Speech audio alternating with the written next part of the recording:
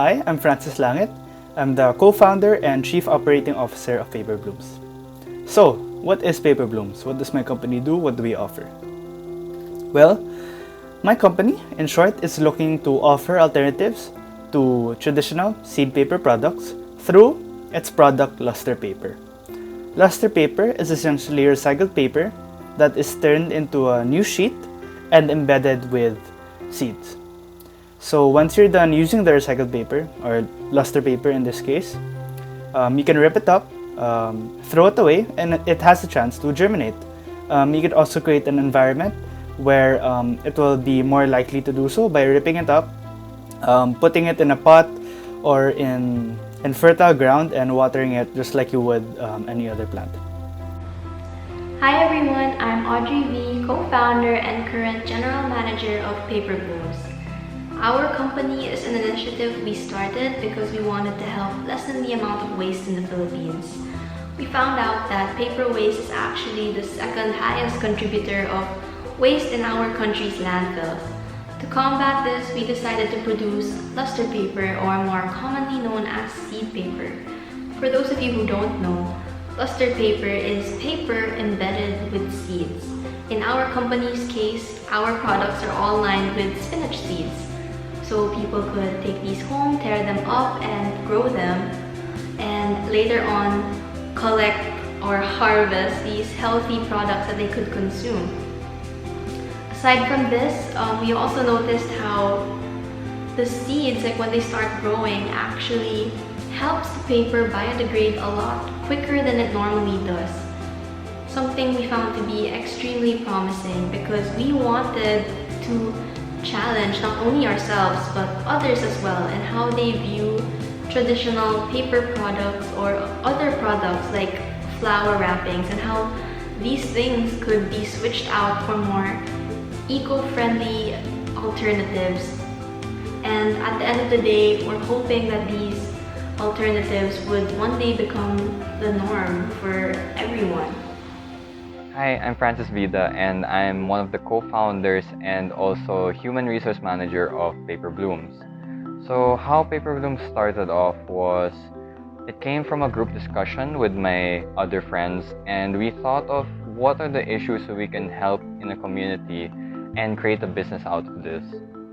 So what came up was the issue on paper waste and how much there is in the Philippines. And through this, we brainstormed on products that we can do to help improve the situation we have on the paper waste. And our idea that came up was actually the seed paper.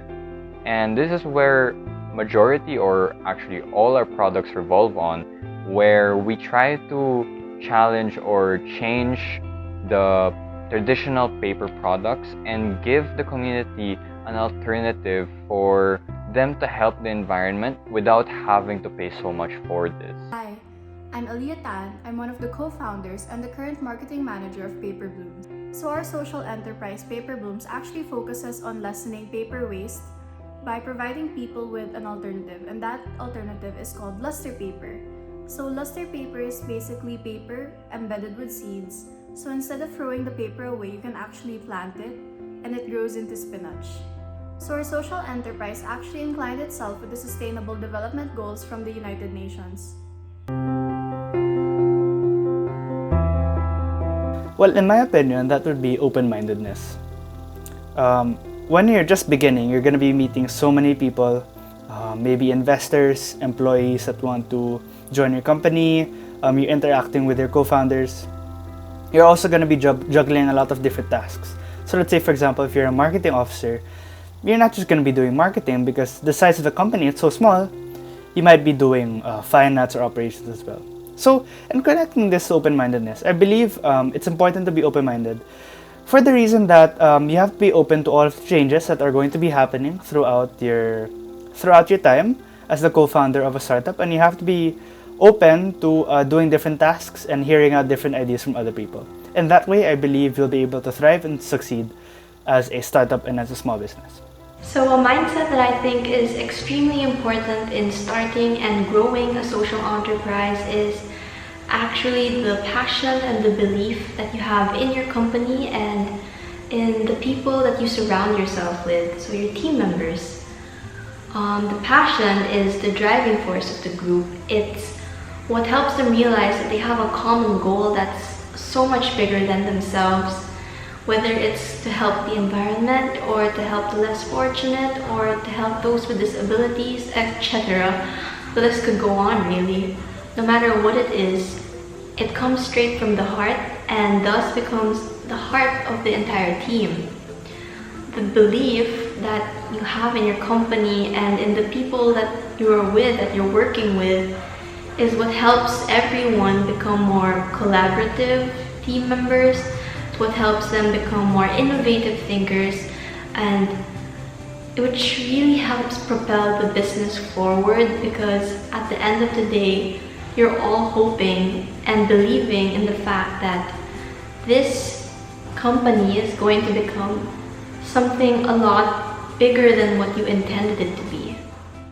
As for a mindset that I see as very good for a startup company would be to be flexible. What I mean by flexible is not being restricted with the position you have in the company. So for example, for me, I'm currently the human resource manager, but I actually try my best to understand how each department works, from the marketing side to operation side and sales department side.